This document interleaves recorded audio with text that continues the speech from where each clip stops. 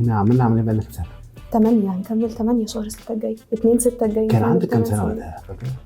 في المدرسه كده كنت في المدرسه كنت داخله اولى ثانوي. فاكره كنت كام كيلو؟ كنت 113 وده اول مره جيت مش وانا داخله العمليه. اوكي بقينا كام دلوقتي؟ 65. بعد العمليه طبعا لا انت زدتي يعني 59. انت وصلتي رقم اقل من كده كمان. نزيد شويه بس يعني مقبول صح؟ بالنسبه لي ده المقبول. وانا 59 كنت حاسه شكلي غريب قوي. دلوقتي بالنسبه لي لا انا كده كويس قوي. نفسيتك عملت ايه بعد العمليه؟ طبعا فرق شاسع. انا ما كنتش بشوف نفسي تخينه اصلا، دي كانت كارثه. اوكي ما كنتش شايفه ان انا متضايقه وجيت عملت العمليه عشان ماما.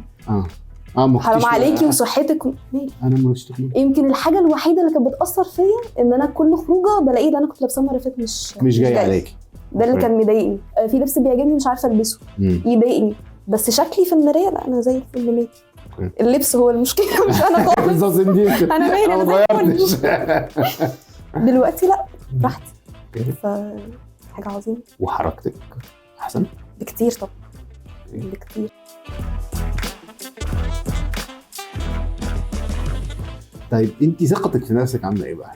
لا جريت يعني. على ما اعتقد نسيتي كمان في وقت من ما نسيتش، بس بحب اقول يعني لو انا لسه متعرفه على ناس جداد لا يا جماعه اصل لما نيجي ناكل مثلا لا هي اكلتها ضعيفه، لا يا جماعه ده انا اكلتي مش ضعيفه خالص، ده انا عامله تكميم واحكي لهم بقى قصه واطلع لهم صوري قبل وبعد. لا بحب احكي جدا. اوكي بحس ان ده اتشيفمنت فليه ما احكيش. صح.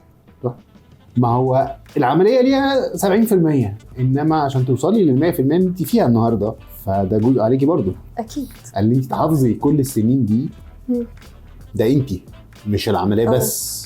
لا ولما بدخن شويه يعني ماكسيمم اكتر حاجه وصلت لها 70 مثلا. لا بتخافي.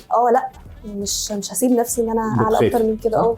واللي قدامي دلوقتي بيبقوا شايفين لا انت ما تخنتيش، انت ايه 70، لا انت شكلك مش تخين. لا بس بحس بنفسي لا انا في لازم افرمل نفسي. لما جينا عملنا عمليه كنت خايفه؟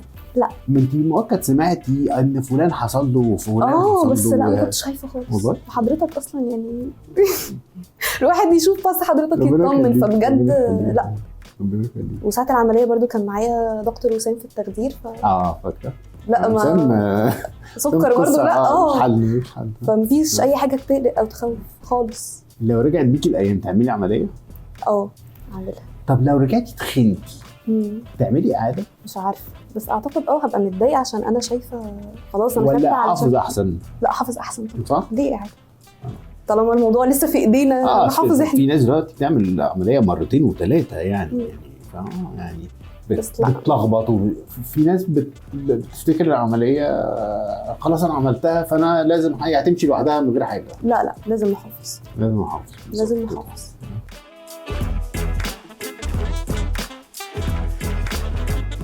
ما تخافوش، هي بسيطة بجد بسيطة ومش مستاهلة ان انت تعيش حياتك كلها في منظر انت مش حابه عشان خايف. هتخاف بعد كده من حاجات اكبر، من امراض، من تعب، من مش عارف تتحرك. شايفة السمنة مرض ولا شكلي وحش ولا شكلي مليان ولا شكلي مش عارف لا مرض.